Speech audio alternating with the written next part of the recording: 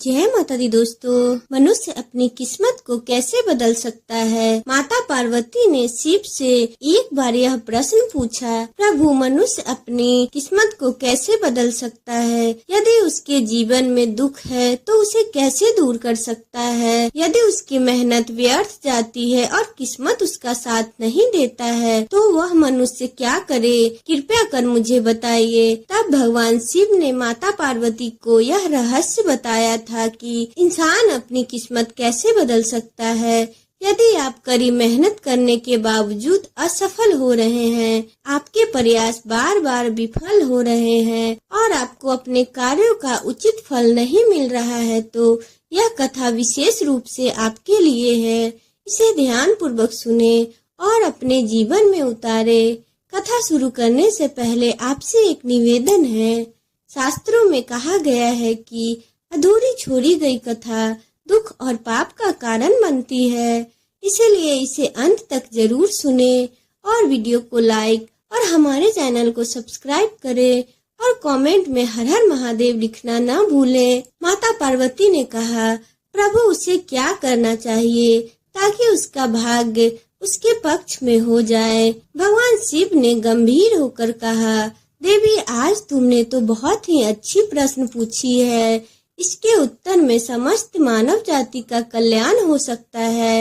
मैं तुम्हें इस प्रश्न का उत्तर एक कथा के माध्यम से दूंगा। इस कथा को ध्यान पूर्वक सुनो क्योंकि इसी में तुम्हारे सभी प्रश्नों का उत्तर छुपा है। माता पार्वती ने आदर पूर्वक कहा, प्रभु कृपया यह कथा सुनाइए, मैं इसे पूरे ध्यान से सुनूंगी। भगवान शिव कहने लगे, पार्वती एक बार की बात है, भगवान विष्णु और माता लक्ष्मी साधु का वेश धारण कर पृथ्वी पर भ्रमण कर रहे थे। तभी उन्होंने देखा कि एक घने जंगल में रास्ते के किनारे एक व्यक्ति अपनी पत्नी के साथ बैठ के रो रहा है। भगवान विष्णु ने पास जाकर उससे पूछा, तुम कौन हो और इस सुनसान जंगल में क्यों रो रहे हो? भगवान विष्णु की बात सुनकर उस व्यक्ति की सिसकियां थोड़ी कम हुई। उसने अपने आंसू पोंछते हुए कहा, महाराज मैं पास के गांव का एक बदनसीब व्यापारी हूँ। मैं जो भी काम करता हूँ वह बिगड़ जाता है, मेरी सारी मेहनत बेकार हो जाती है। इसी कारण मैंने अपनी पत्नी के सारे गहने और जेवर बेच दिए। मेरे परिवार ने भी मेरा साथ छोड़ दिया और मेरा घर गिरवी पड़ा है। मुझे लगता है कि मेरी किस्मत ही खराब है। अब मैं जीवन से निराश होके यहाँ आके बैठा हूँ। भगवान शिव ने कहा, पार्वती उस व्यक्ति की बातें सुनकर भगवान विष्णु बोले, किसने कहा कि तुम्हारी किस्मत खराब है? चलो मैं देखता हूँ कि आखिर तुम्हारी किस्मत में क्या कमी है। वह व्यक्ति बोला, महाराज पहले तो मैं खेती करता था लेकिन हर साल उसमें घाटा होता रहा। कभी सूखा पड़ता तो कभी ज्यादा बारिश हो जाती। इसी के कारण सारी फसल बर्बाद हो गई। सब परेशानियों से तंग आकर मैंने खेती छोड़ दी और व्यापार करने का निश्चय किया, लेकिन मेरे व्यापार शुरू करने के लिए पैसे नहीं थे। इसीलिए मैंने अपनी पत्नी के सारे गहने बेच दिए। उससे जो धन मिला उसी से मैंने व्यापार शुरू किया। जब व्यापार नहीं चला तो शुरू में परिवार वालों ने मेरा साथ नहीं दिया, लेकिन जैसे तैसे लगातार नुकसान होने लगा। परिवार वाले दूर होते गए। वह व्यक्ति बोला, महाराज मैं यह सब अपने परिवार वालों के लिए तो ही कर रहा था, लेकिन अब वे ही मुझे देखकर नजरें फेर लेते हैं। वे मुझे ही हमारी दुर्दशा का जिम्मेदार ठहराते हैं। मेरे पास एक मित्र है जिसने मेरे साथ ही अपना व्यापार शुरू किया था, लेकिन उसका व्यापार बहुत ही अच्छा चल रहा है। वह जब भी मेरे घर आता है अपनी सफलता की कहानियाँ सुनाता है। उसकी बातें सुनकर मेरे परिवार वाले मुझसे कहते हैं, अपने मित्र को देखो और उससे कुछ सीख लो। हमें तो लगता है कि तेरे बस में कुछ नहीं है, तो कुछ नहीं कर सकता। महाराज इन बातों को सुनकर अब मुझे भी ऐसा लगने लगा है कि शायद मेरे जीवन में कुछ अच्छा नहीं हो सकता है। मैं हर समय यही सोचता हूँ कि मैं असफल हूँ। कभी कभी मेरे मन में ऐसा विचार आता है कि अपना जीवन ही समाप्त कर लूँ। आज मैं यहाँ इसी इरादे से आया था, लेकिन मैं ऐसा करने की हिम्मत नहीं जुटा पाया, इसीलिए यहाँ अपनी पत्नी के साथ अकेले बैठ के रो रहा हूँ। भगवान शिव बोले,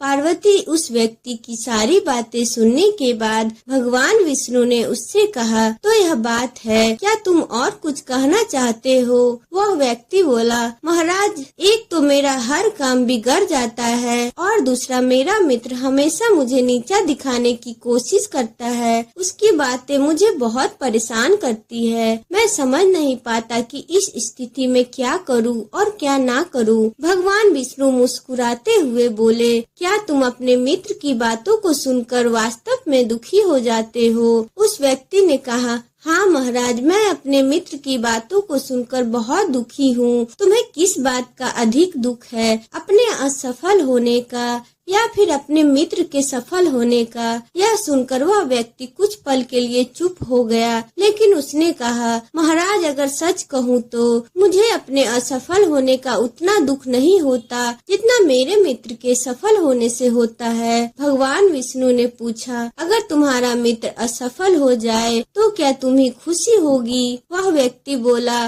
महाराज, हाँ, मुझे खुशी होगी। भगवान विष्णु मुस्कुराए और बोले, इसका मतलब यह है कि तुम्हारी खुशी तुम्हारे मित्र पर निर्भर है। अगर वह चाहे तो तुम्हें खुश कर सकता है और यदि वह चाहे तो तुम्हें दुखी कर सकता है। तुम ना तो खुद को खुश कर सकते हो और ना ही दुखी।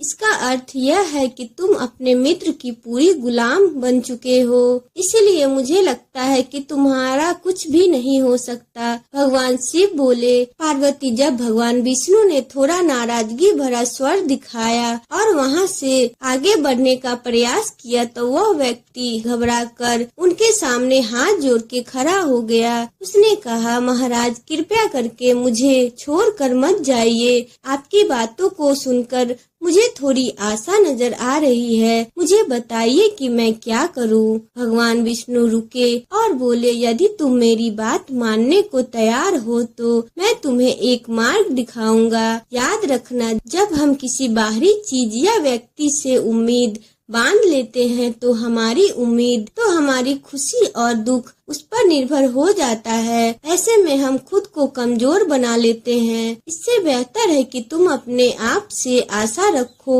जब तुम स्वयं पर भरोसा रखोगे और पूरी लगन और प्रयास के साथ अपने काम में जुट जाओगे तो सफलता अवश्य तुम्हारे कदम चूमेगी। याद रखो, अपनी मेहनत और विश्वास के बल पर ही भाग्य को बदला जा सकता है। भगवान शिव बोले, पार्वती, भगवान विष्णु ने अपनी बात को आगे बढ़ाते हुए उस व्यक्ति से कहा, तुम्हें लगता है कि तुम्हारा मित्र तुम्हें दुखी करने आता है, लेकिन अगर तुम उसकी बातों पर विचार करो तो देखोगे कि वह गलत नहीं कहता है। हो सकता है तुम्हें उसकी बातें बुरी लगती हो, लेकिन सच्चाई यह है कि वह अपने संघर्ष और अनुभव की बातें तुम्हारे साथ साझा करता है। तुम्हें उसकी बातों से जलन होती है, इसीलिए तुमने कभी उन बातों से कुछ सीखने की कोशिश ही नहीं की। लेकिन तुम्हें उससे जलन नहीं बल्कि आभार व्यक्त करना चाहिए। वह तुम्हें अपनी सफलता की कहानियां सुनाकर अनुभव सिखाने की कोशिश कर रहा है। तुम्हें उसकी बातों को ध्यान से सुनकर अपने जीवन में लागू करना चाहिए। अगर तुम उसकी सफलता की कहानियों से प्रेरणा लो और अपनी मेहनत जारी रखो तो एक दिन तुम्हें सफलता अवश्य मिलेगी। आज जिसे तुम अपनी बुरी किस्मत या बुरा समय कह रहे हो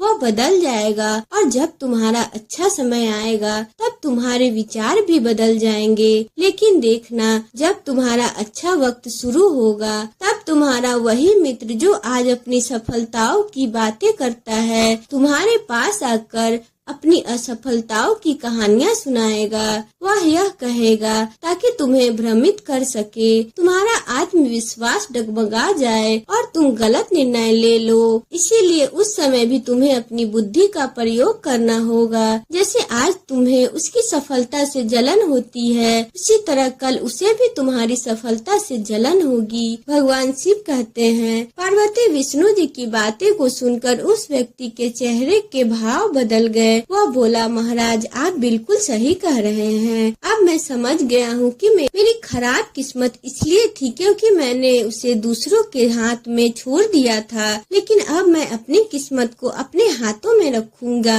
पूरी मेहनत और लगन के साथ मैं अपने काम को फिर से शुरू करूंगा और जब तक सफलता प्राप्त नहीं कर लूंगा तब तक चैन से नहीं बैठूंगा। भगवान शिव ने कहा। पार्वती विष्णु जी की उस व्यक्ति की बात सुनकर मुस्कुराए और फिर उन्होंने झोली से एक छोटी सी डिबिया निकाली। वह डिबिया उस व्यक्ति को देते हुए बोले, इस डिबिया को हमेशा अपने पास रखना। इसमें एक बड़ा रहस्य छिपा है जो तुम्हें किसी भी बड़े से बड़े दुख से बाहर निकाल सकता है। लेकिन याद रखना, इस डिबिया को तभी खोलना जब तुम्हें लगने लगे अब तुम्हारे जीवन में जीने का कोई रास्ता नहीं है और वह दुनिया तुम्हारे लिए पूरी तरह बेकार हो चुका है। यदि तुमने इस डिबिया को समय से पहले खोल दिया तो इसमें लिखा हुआ सभी रहस्य खत्म हो जाएंगे। इसीलिए इसे संभाल कर रखना और इसका उपयोग केवल तब करना जब कोई और विकल्प ना बचे। भगवान शिव ने कहा। पार्वती उस व्यक्ति ने विष्णु को